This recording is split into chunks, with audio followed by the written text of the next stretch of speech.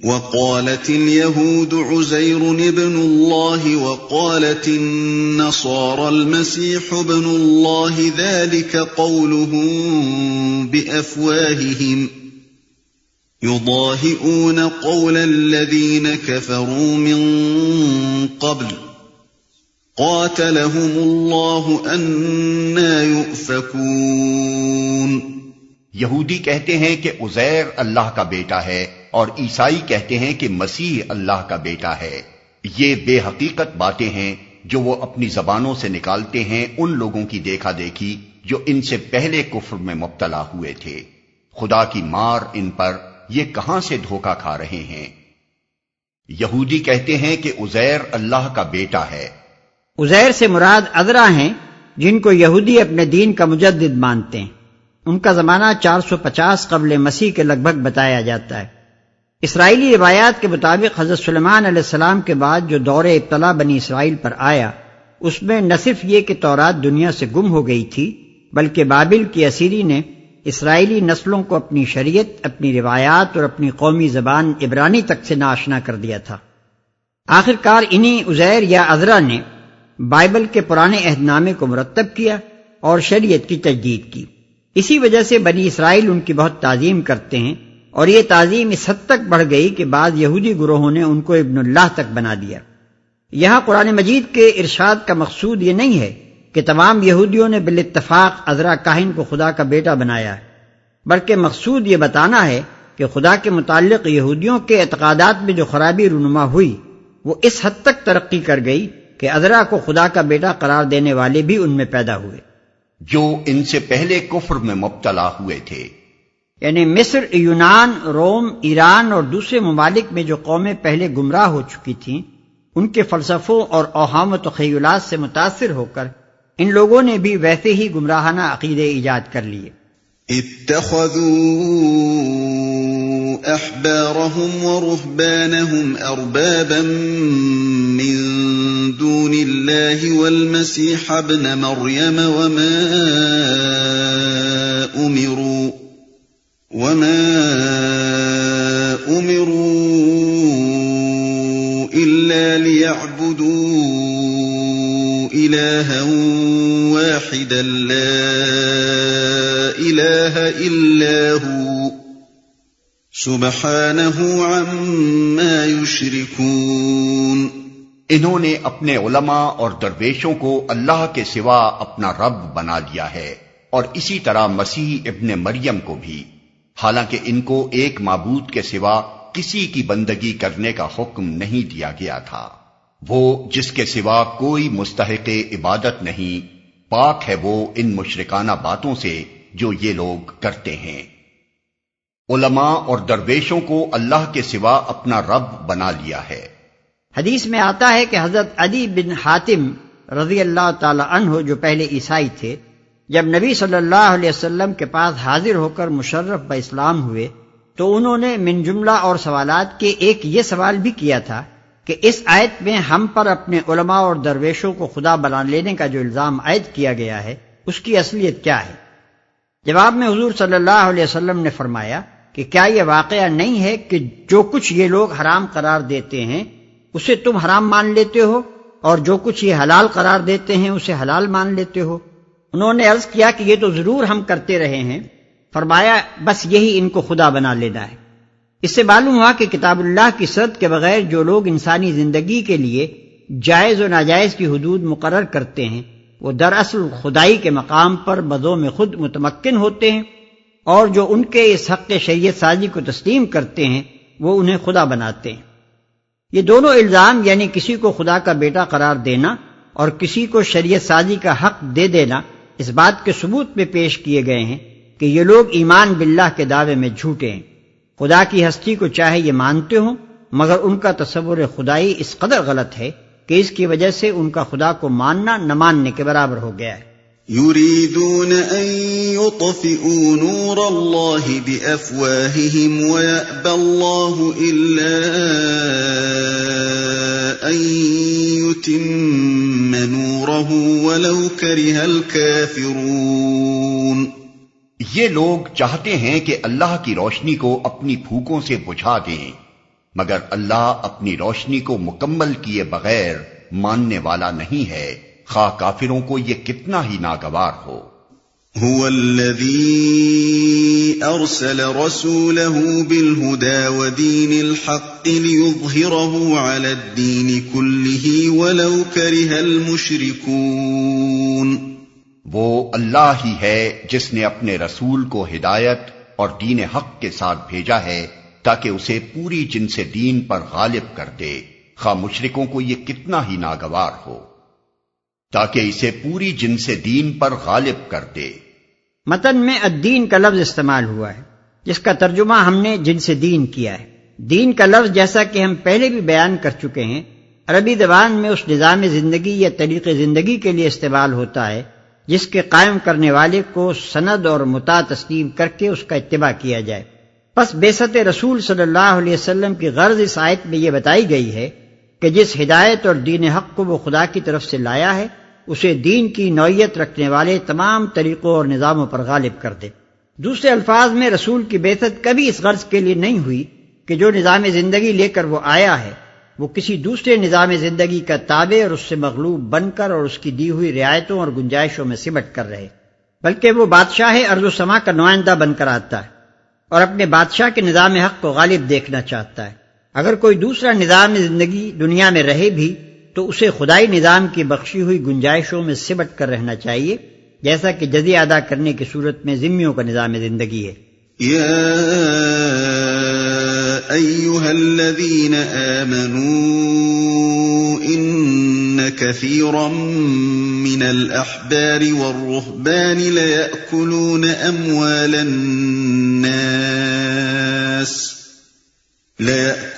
اموال الناس بالباطل ويصدون عن سبيل الله والذين يكنزون الذهب والفضة ولا ينفقونها في سبيل الله فبشرهم بعذاب أليم يوم يحمى عليها في نار جهنم فتكوى بها جباههم وجنوبهم وظهورهم هذا ما كنزتم لأنفسكم فذوقوا ما كنتم تكنزون۔ اے ایمان لانے والو، ان اہل کتاب کے اکثر علماء اور درویشوں کا حال یہ ہے کہ وہ لوگوں کے مال باطل طریقوں سے کھاتے ہیں اور انہیں اللہ کی راہ سے روکتے ہیں۔ دردناک سزا کی خوشخبری دو ان کو جو سونے اور چاندی جمع کر کے رکھتے ہیں اور انہیں خدا کی راہ میں خرچ نہیں کرتے۔ ایک دن آئے گا کہ اسی سونے چاندی پر جہنم کی آگ دہکائی جائے گی اور پھر اسی سے ان لوگوں کی پیشانیوں اور پہلوؤں اور پیٹھوں کو داغا جائے گا۔ یہ ہے وہ خزانہ جو تم نے اپنے لیے جمع کیا تھا، لو اب اپنی سمیٹی ہوئی دولت کا مزہ چکھو۔ اور انہیں اللہ کی راہ سے روکتے ہیں۔ یعنی ظالم صرف یہی ستم نہیں کرتے کہ فتوے بیچتے ہیں، رشوتیں کھاتے ہیں، نذرانے لوٹتے ہیں، ایسے ایسے مذہبی ضابطے اور مراسم ایجاد کرتے ہیں جن سے لوگ اپنی نجات ان سے خریدیں اور ان کا مرنا جینا اور شادی و غم کچھ بھی ان کو کھلائے بغیر نہ ہو سکے، اور وہ اپنی قسمتیں بنانے اور بگاڑنے کا ٹھیکیدار ان کو سمجھ لیں۔ بلکہ مزید برآں اپنی انہی اغراض کی خاطر یہ حضرات خلق خدا کو گمراہیوں کے چکر میں پھنسائے رکھتے ہیں، اور جب کبھی کوئی دعوت حق اصلاح کے لیے اٹھتی ہے تو سب سے پہلے یہی اپنی عالمانہ فریب کاریوں اور مکاریوں کے حربے لے کر اس کا راستہ روکنے کھڑے ہو جاتے ہیں۔ ان عدت الشہور عند اللہ 12 شہرا فی کتاب اللہ یوم خلق السماوات والارض منها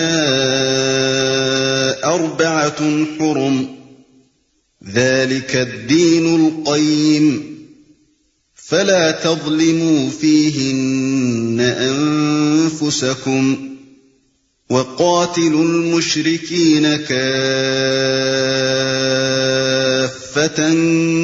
كما يقاتلونكم كافة واعلموا أن اللہ مع المتقین۔ حقیقت یہ ہے کہ مہینوں کی تعداد جب سے اللہ نے آسمان و زمین کو پیدا کیا ہے اللہ کے نوشتے میں 12 ہی ہے، اور ان میں سے 4 مہینے حرام ہیں۔ یہی ٹھیک ضابطہ ہے، لہذا ان 4 مہینوں میں اپنے اوپر ظلم نہ کرو اور مشرکوں سے سب مل کر لڑو جس طرح وہ سب مل کر تم سے لڑتے ہیں، اور جان رکھو کہ اللہ متقیوں ہی کے ساتھ ہے۔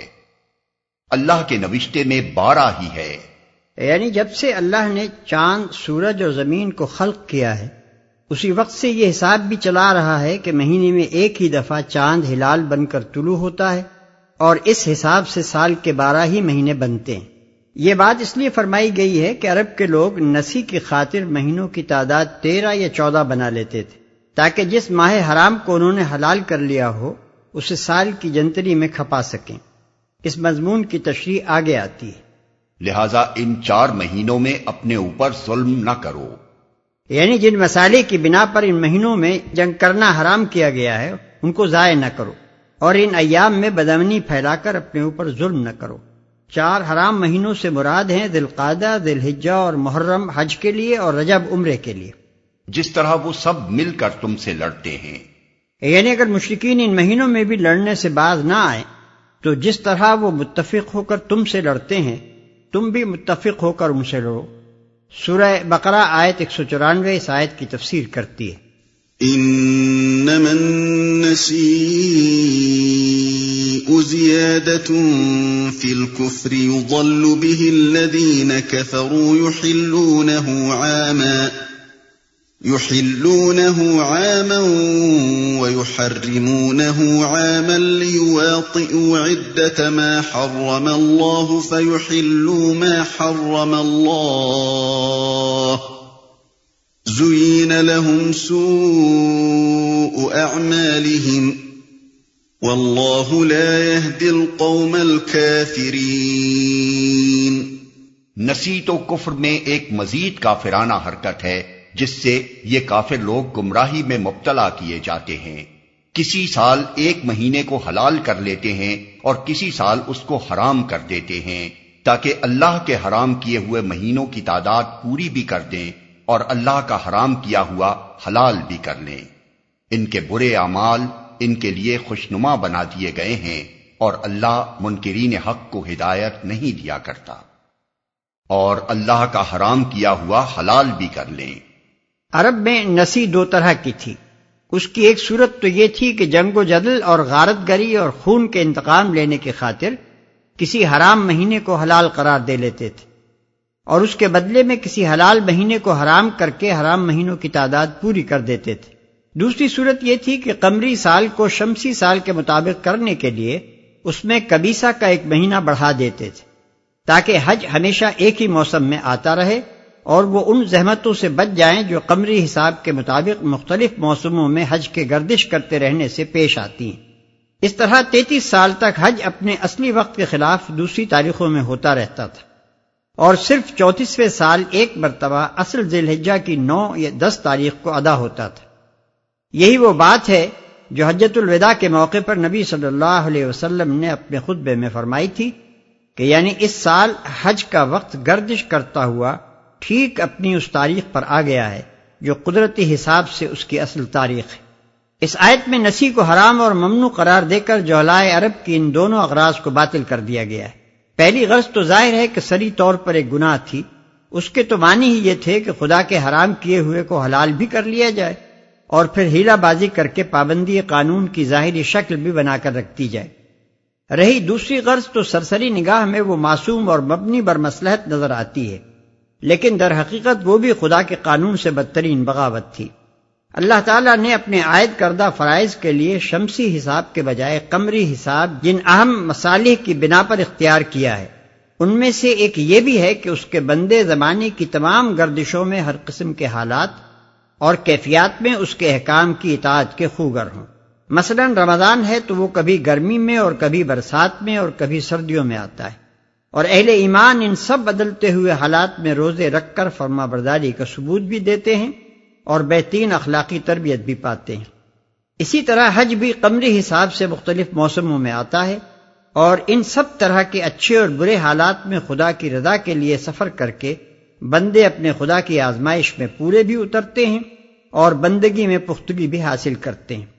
اب اگر کوئی گروہ اپنے سفر اور اپنی تجارت اور اپنے میلوں ٹھیلوں کی سہولت کی خاطر حج کو کسی خوشگوار موسم میں ہمیشہ کے لیے قائم کر دے تو یہ ایسا ہی ہے جیسے مسلمان کوئی کانفرنس کر کے طے کر لیں کہ آئندہ سے رمضان کا مہینہ دسمبر یا جنوری کے مطابق کر دیا جائے گا۔ اس کے صاف معنی یہ ہیں کہ بندوں نے اپنے خدا سے بغاوت کی اور خود مختار بن بیٹھے۔ اسی چیز کا نام کفر ہے۔ علاوہ بری ایک عالمگیر دین جو سب انسانوں کے لیے ہے، آخر کس شمسی مہینے کو روزے اور حج کے لیے مقرر کرے؟ جو مہینہ بھی مقرر کیا جائے گا وہ زمین کے تمام باشندوں کے لیے یکساں سہولت کا موسم نہیں ہو سکتا۔ کہیں وہ گرمی کا زمانہ ہوگا اور کہیں سردی کا، کہیں وہ بارشوں کا موسم ہوگا اور کہیں خشکی کا، کہیں فصلیں کاٹنے کا زمانہ ہوگا اور کہیں بونے کا۔ یہ بات بھی ملحوظ خاطر رہے کہ نسی کی منسوخی کا یہ اعلان 9 ہجری کے حج کے موقع پر کیا گیا اور اگلے سال 10 ہجری کا حج ٹھیک ان تاریخوں میں ہوا جو قمری حساب کے مطابق تھیں۔ اس کے بعد سے آج تک حج اپنی صحیح تاریخوں میں ہو رہا ہے۔